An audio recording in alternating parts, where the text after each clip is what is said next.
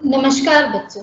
आज की कक्षा में मैं आपकी हिंदी शिक्षिका मोना परसाई आप सभी का स्वागत करती हूँ। बच्चों, पिछली कक्षाओं में आप संज्ञा और इसके प्रकारों के बारे में समझ चुके हैं। आपकी कक्षा 8वीं के पाठ्यक्रम में भाववाचक संज्ञा बनाना शामिल किया गया है। तो हम आज की कक्षा में एक बार संज्ञा और उसके प्रकारों को पुनः समझेंगे ताकि विषय के प्रति हमारी समझ और स्पष्ट हो सके, और इसके बाद हम सीखेंगे कि भाववाचक संज्ञा कितने प्रकार से बनाई जा सकती है। सबसे पहले संज्ञा की बात करते हैं। संज्ञा का शाब्दिक अर्थ होता है नाम। किसी व्यक्ति, वस्तु, प्राणी, स्थान और भाव एवं अवस्था के नाम को संज्ञा कहते हैं। जैसे व्यक्तियों के नाम विराट कोहली, लता मंगेशकर, अमिताभ बच्चन। वस्तुओं के नाम मेज, कुर्सी, बोतल, पंखा आदि।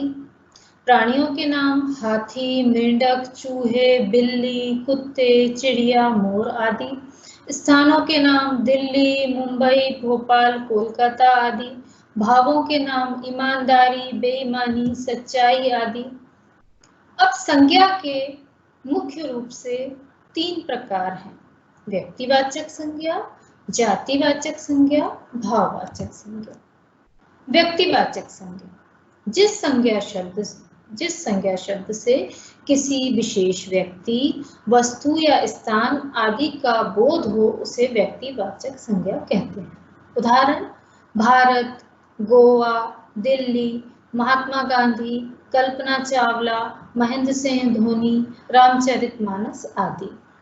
जातिवाचक संज्ञा जिस शब्द से एक ही जाति के अनेक प्राणियों, वस्तुओं का बोध हो उसे उस संज्ञा शब्द को जातिवाचक संज्ञा कहते हैं।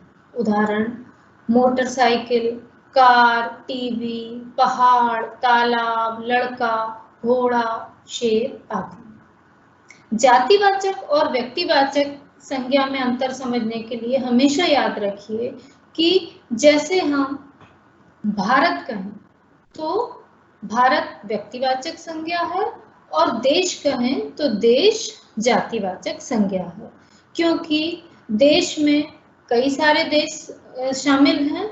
किसी भी देश का नाम हो सकता है और भारत एक देश विशेष का नाम है। तो इस तरह से भारत व्यक्तिवाचक संज्ञा है और देश शब्द जो है वो क्या है? जातिवाचक संज्ञा है। भाववाचक संज्ञा किसी संज्ञा शब्द से किसी के गुण, दोष, दशा, स्वभाव, भाव आदि का बोध हो उसे भाववाचक संज्ञा कहते हैं। अर्थात जिस शब्द से किसी वस्तु, प्राणी, पदार्थ की दशा, दोष, भाव आदि का पता चलता हो वहां पर भाववाचक संज्ञा होती है। जैसे गर्मी, सर्दी, मिठास, खटास, हरियाली, सुख आदि। भाववाचक संज्ञा को पहचानने का सबसे सुगम तरीका यह है बच्चों कि जिन संज्ञा शब्दों को हम स्पर्श नहीं कर सकते, मतलब जिनको हम देख या छू नहीं सकते हैं, केवल अनुभव कर सकते हैं, उन्हें ही भाववाचक संज्ञा कहते हैं। जैसे परशुराम को क्रोध आ सका, परशुराम को क्रोध आ गया। इस वाक्य में क्रोध भाववाचक संज्ञा है। हम परशुराम का स्पर्श तो कर सकते हैं लेकिन उनके क्रोध को नहीं।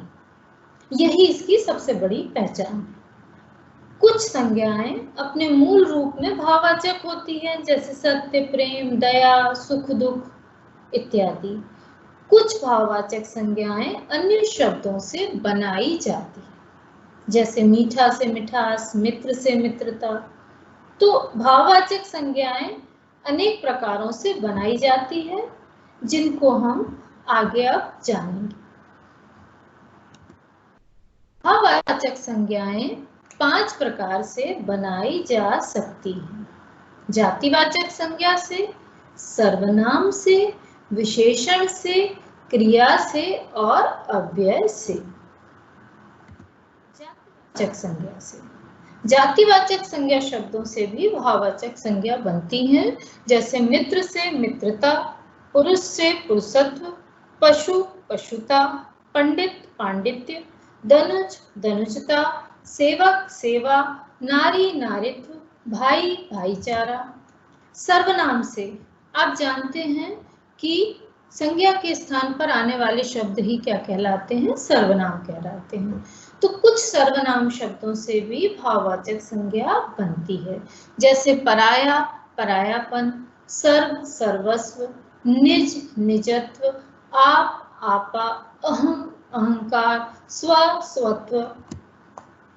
विशेषण से, विशेषण यानी कि किसी व्यक्ति या वस्तु के गुण या विशेषता जिन शब्दों से बताई जाती है वे शब्द विशेषण कहलाते हैं।